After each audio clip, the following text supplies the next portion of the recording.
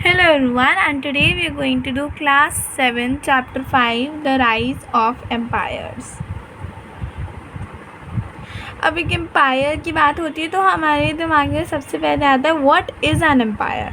So the word empire comes from the Latin word imperium, जिसका मतलब है supreme power. ठीक है, अगर हम लोग इसको आसान भाषा में देखें तो an empire is a collection of smaller kingdoms. छोटे छोटे किंगडम्स या टेरिटरीज़ को मिलाकर ही एक एम्पायर बनता है, जिस पे एक पावरफुल रूलर या फिर group of rulers power exert करते हैं या रूल करते हैं. कई बार युद्ध करके, वॉर करके और छोटे छोटे किंगडम्स को अपने अंडर लेकर भी एक एम्पायर जो है राज कर सकता है एक एम्पायर पर. The smaller territory still had their own rulers. अब अगर हम गुप्ता एरा में थोड़ा देखते हैं ना, तो उस वहाँ पे किंग है समुद्रगुप्त. वो लड़ता था, वॉर करते थे वो, पर वो वहाँ के जो रूलर्स होते थे उस एरिया के, उनको वो फिर भी थ्रोन पर रखते थे, सो दैट उनके लिए ईजी हो रूल करना. ओके, तो उनके ओन रूलर्स, छोटे छोटे टेरिटरीज़ के उनके ओन रूलर्स होते थे, पर वो सारे ट्रिब्यूट देते थे एम्परर को. दे वर ट्रिब्यूटरीज टू द एम्परर, यानी एक रिस्पेक्ट, लाइक टैक्स देते हैं ना हम प्राइम मिनिस्टर को, वैसे ही ट्रिब्यूट देते हैं हम एम्परर को. Who rule the whole territory from a capital. तो जो पूरी इतना बड़ा वास्ट सा किंगडम होगा, अब वो एक ही तो जगह बैठ के रूल करेंगे ना, तो वो जगह को हम कैपिटल बोलते हैं. और कैपिटल होती क्या है, एक मेजर सेंटर होता है इकोनॉमिक और एडमिनिस्ट्रेटिव पावर का. और ये यहाँ पर एक लोगो है यूनाइटेड एम्पायर का. अब एक एम्पायर के मेन फीचर्स क्या होते हैं.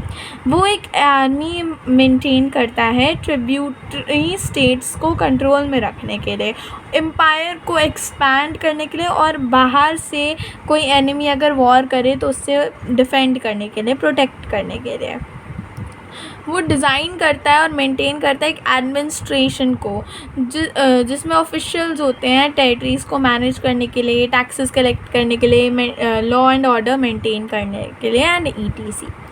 Makes laws, issues currencies, weights and measures, regulates trade. अब जो एम्पायर होगा वो लॉज बनाएंगे, जो रूलर होंगे इशू करेंगे करेंसीज, है ना, रेगुलेट करेंगे ट्रेड को, वेट करेंगे, मेजर करेंगे चीज़ों को, right. So next is controls and regulates access to resources. अब रेगुलेट और कंट्रोल करते हैं वो एक्सेस रिसोर्सेज पर, रिसोर्सेज जैसे कि माइंस, फॉरेस्ट, एग्रीकल्चरल प्रोड्यूस और मैन पावर. ठीक है, नेक्स्ट आता है encourages art, literature, religions, schools of thoughts, centers of learning. अब भाई अगर आप एक ऐसे एम्परर हो जो कोई और रिलीजन के हैं और लोग कोई और रिलीजन के हैं, और आप उनको जो है आगे नहीं बढ़ने दे रहे हो उस रिलीजन को, तो obviously you will not be able to be their king for a very long time. तो वो आर्ट को इनक्रेज करते हैं, लिटरेचर को इनक्रेज करते हैं, रिलीजन्स को इनक्रेज करते हैं, चाहे वो कोई भी रिलीजन हो. स्कूल्स ऑफ थॉट यानी वेद्स, जैनिज़्म, बुद्धिज़्म, इनको भी इनक्रेज करते हैं. और सेंटर्स ऑफ लर्निंग जैसे नालंदा, तक्षशिला, इन सब को भी जो है बेसिकली वो इनक्रेज करते हैं. और मेंटेन्स एडमिनिस्ट्रेशन, यानी अच्छी फोर्टिफाइड सिटीज़ होती हैं, अच्छा एडमिनिस्ट्रेशन होता है.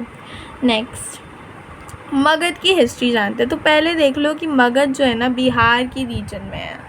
ओके, तो ये यहाँ पे मैप दिख रहा होगा आपको, ये बिहार की साइड में मगध लोकेटेड है.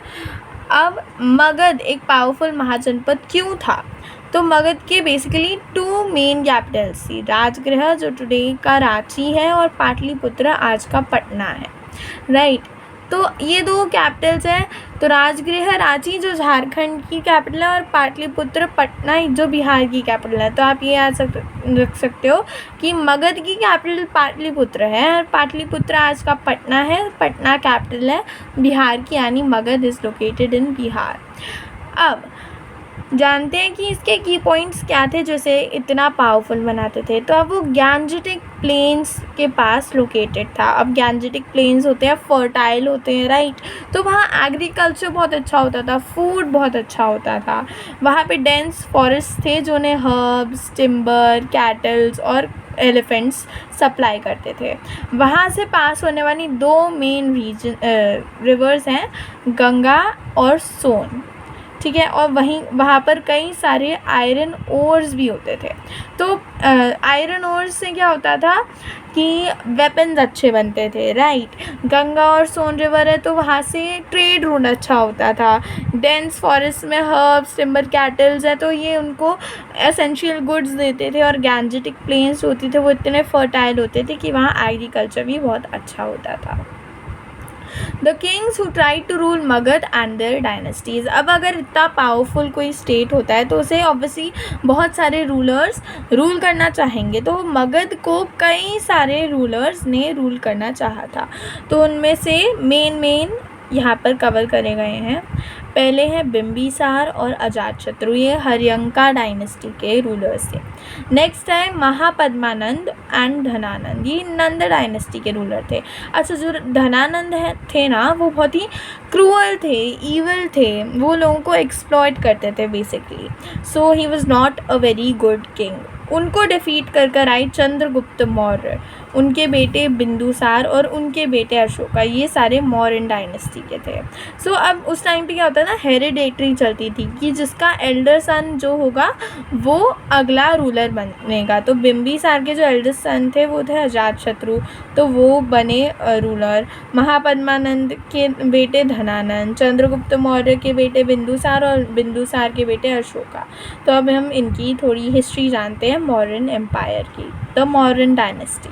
Chandragupta Maurya was the founder of the Mauryan dynasty, ठीक है। उन्होंने धनानंद को डिफीट करा था और मौर्यन डायनेस्टी को इस्टेब्लिश करा था। इनके मेंटर चाणक्य थे, जिनको हम 3 नामों से जानते हैं, चाणक्य, विष्णुगुप्त और कौटिल्य। अब जो कौटिल्य थे ना, उन्होंने अर्थशास्त्र लिखी थी, जिसमें से एक पार्ट है कौटिल्यास सप्तंगा। उसमें 7 चीज़ें दी हैं जो एक एम्पायर को बहुत ही पावरफुल बनाते हैं। तो उसमें क्या क्या चीज़ें होनी चाहिए एक एम्पायर में जो उसे पावरफुल बना सकता है। तो वहाँ पे किंग होना चाहिए, स्वामी, राइट। अब हमारा जो नेशन है वहाँ पे प्राइम मिनिस्टर है, प्रेसिडेंट है, राइट। तो हम वो लिटरली हमारे रिप्रेजेंटेटिव हैं, बट दे आर रूलिंग, वो लॉज एंड ऑर्डर्स बना रहे हैं, right. So they are like a king to the nation. तो एक किंग होना चाहिए एक एम्पायर में। अमात्य आर एल्डरली एडवाइज़र्स। अब एक एग्जाम्पल है धनानंद के अमात्य राक्षस। अब वो नाम ही राक्षस है तो वो ऑब्वियसली क्रूअल है। तो अब अमात्य जो होते हैं ना, दे आर एल्डरली एडवाइज़र्स। तो अब वो चाहे क्रूअल हो चाहे अच्छे हों, they are amatyas, okay. So they are elderly advisers.